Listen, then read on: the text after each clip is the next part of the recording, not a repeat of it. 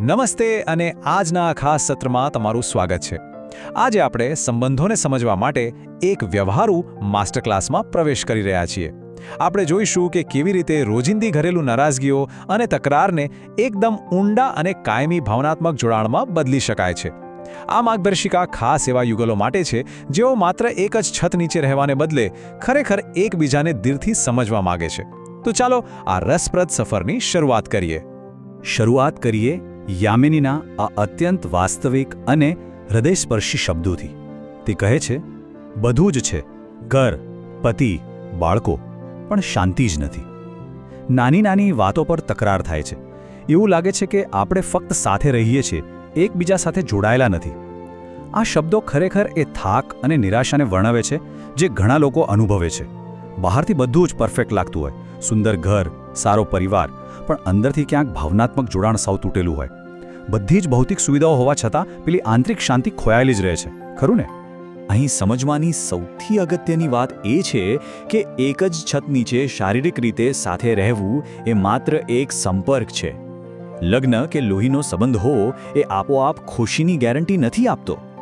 એક સાચો અને જીવંત સંબંધ બનાવવા માટે તો પરસ્પર સમજણનું સતત અને જાગૃત નિર્માણ કરવું પડે છે. જ્યાં સમજણ છે ત્યાં જ સાચો સંબંધ છે, નહીતર તે માત્ર એક રૂટીન વ્યવસ્થા બનીને રહી જાય છે. તો આજના આપણા આ વર્કશોપનો રોડમેપ કંઈક આવો રહેશે. સૌથી પહેલાં નિકટતાનો ભ્રમ, ત્યારબાદ પહેલું પગલું જાગૃત સભાનતા, બીજું પગલું તાર્કિક તપાસ, ત્રીજું પગલું દૈનિક જોડાણની આદતો અને છેલ્લે શાંતિનો માર્ગ. ચાલો પહેલા વિભાગથી શરૂઆત કરીએ. નિકટતાનો ભ્રમ. જોઈએ કે માત્ર સંપર્કથી આગળ વધવું કેમ જરૂરી છે.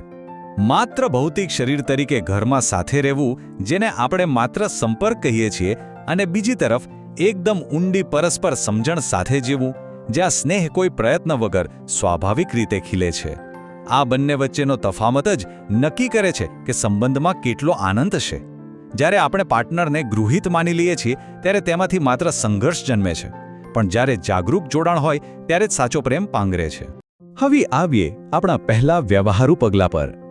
જાગૃત સભાનતા એટલે કે આપણા આંતરિક જીવનને ઓળખવું. અહીં સૌથી નિર્ણાયક બાબતે ઓળખવાની છે કે આપણે માત્ર કોઈ ભૌતિક શરીર નથી.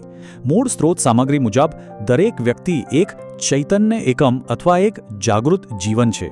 પાર્ટનર્સે એકબીજાને માત્ર ઘર ચલાવતા કે બિલ ભરતા મશીનો તરીકે નથી જોવાના, પરંતુ એક એવા જ જાગૃત જીવ તરીકે જોવાના છે જે ઊંડી ભાવનાત્મક પરિપૂર્ણતા અને સમજણ શોધી રહ્યા છે.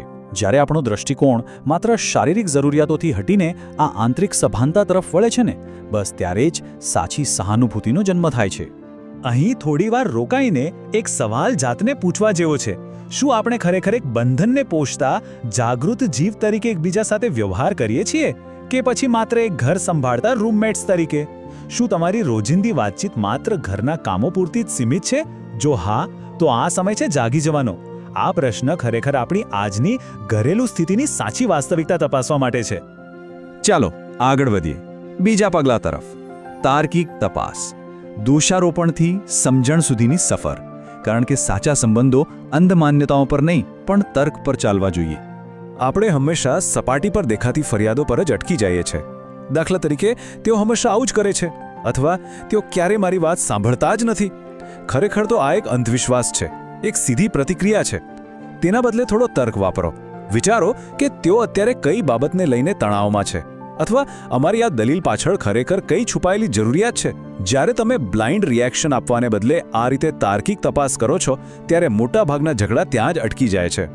જ્યારે પણ ઘરમાં વાતાવરણ ગરમાય અને ગુસ્સો આવવા લાગે, ત્યારે આક્રમક થઈને બૂમાબૂમ કરવાને બદલે આ 3 સ્પષ્ટ પગલાં અપનાવી જુઓ.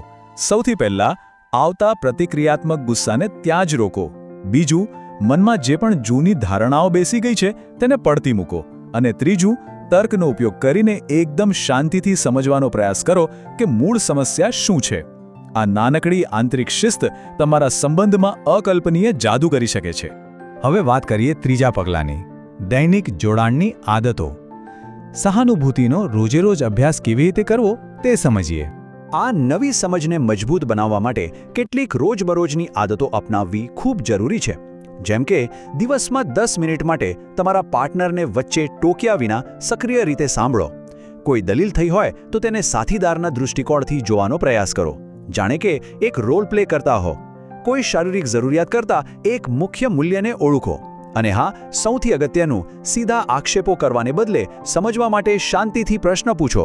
આ નાની પણ જાગૃત આદતો સામાન્ય સંપર્કને એકદમ ઊંડા સંબંધમાં બદલી નાખે છે. દિવસના અંતે દંપતીઓ તેમની ભાવનાત્મક વૃદ્ધિને ટ્રેક કરવા એક પ્રશ્ન પોતાની જાતને પૂછી શકે છે: આજે મેં મારા પાર્ટનર વિશે એવી કઈ ધારણા બાંધી જેને હું તાર્કિક તપાસથી બદલી શકું? આ કોઈ પરીક્ષા નથી હો, આ તો એકબીજા સાથે સહકાર સાધવાનું અને એક ટીમ તરીકે આગળ વધવાનું સરસ માધ્યમ છે.